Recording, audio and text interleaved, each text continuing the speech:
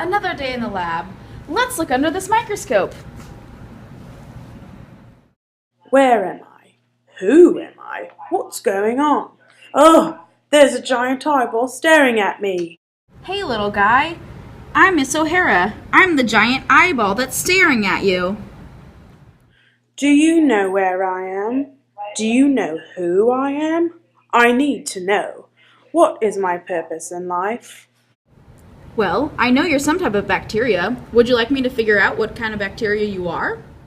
You can do that? Wow, you must be a genius. How do you do that? Well, for now, let's just call you Baxter. Baxter, there's a lot of tests that we can do to figure out what type of bacteria you are. But first, we need to culture you to grow some colonies. We're going to use a streak plate technique to grow individual colonies.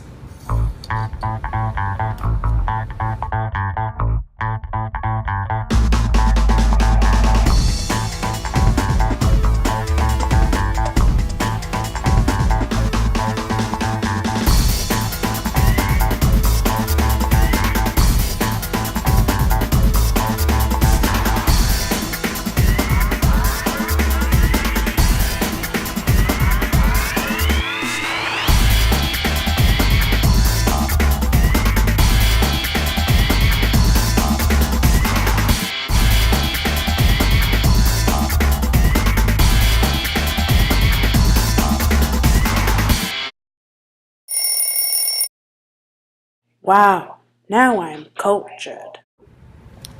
All right, Baxter, now we're going to look at your morphology. Morphology is the size, shape, and color of your colonies.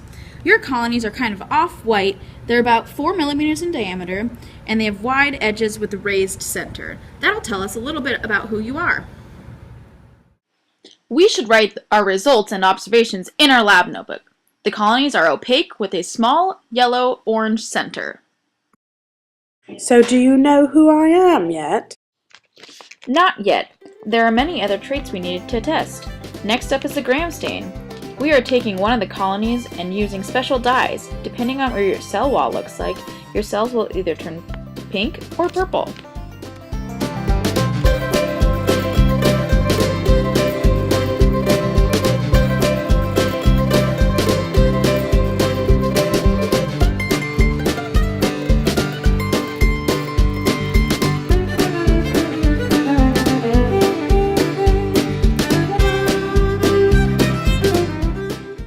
So we know that you are gram-positive because your cells are purple.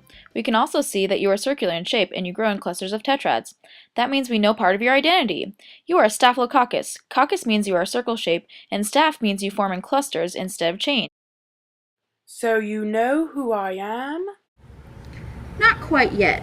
We still have to figure out your species. We're going to do 2 more tests simultaneously right now. We're going to do the coagulase test and the trehalose test. For the coagulase test, we're going to put one of your colonies in this test tube. You're either going to coagulate and form a blob, or you won't. If you form a blob, that means you're coagulase positive. If you don't form a blob, that means you're coagulase negative. For the trehalose test, we'll put another one of your colonies in the phenyl red trehalose broth. This will determine whether or not you can use the trehalose sugar as a carbon energy. We have to wait for a while for this test to incubate, so while we wait, I'm going to fill up my lab notebook.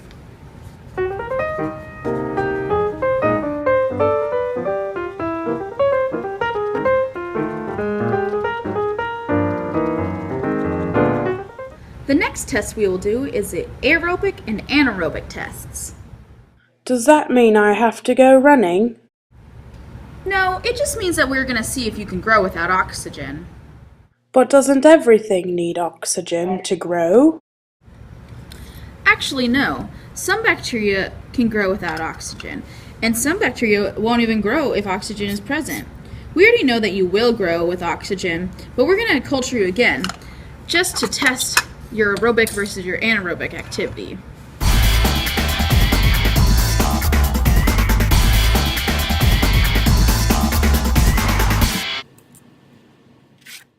How are you going to grow me without oxygen, though? Oxygen is all around us in the air. Good question, Baxter. We're going to put you in this special bag, which has a package in it that contains CO2 and some other chemicals. This absorbs all the oxygen and makes the environment anaerobic. That way we can test whether or not you can grow in an anaerobic environment.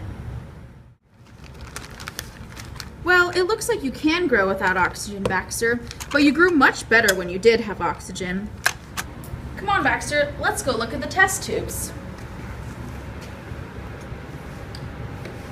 The coagulase test is negative. No coagulate formed in this test tube. In the trehalose test, the liquid changed from red to yellow. This is because of the production of acid and it changed the pH. This counts as a positive test. All right, Baxter, let's go put these results in our lab notebook.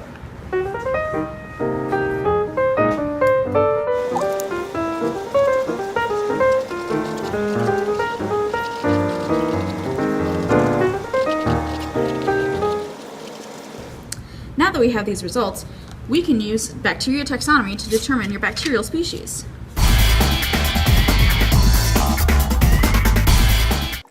Yay! Now I can know who I am. I'm just looking through this giant book. It's called Burgess Bacteriology. It's kind of like a giant dichotomous key. Oh, here we are. It says you're Staphylococcus hominis. Does that mean I'm a staph infection and make everyone sick? Not exactly. You're a pretty common bacteria. You're actually one of the causes of body odor. You can cause infections, but mostly just in people with a suppressed immune system. Ah, so I have lots of friends. That's cool. Now I know what my purpose in life is. I just get to go around being smelly. Alright, now I'm going to go fulfill my purpose in life.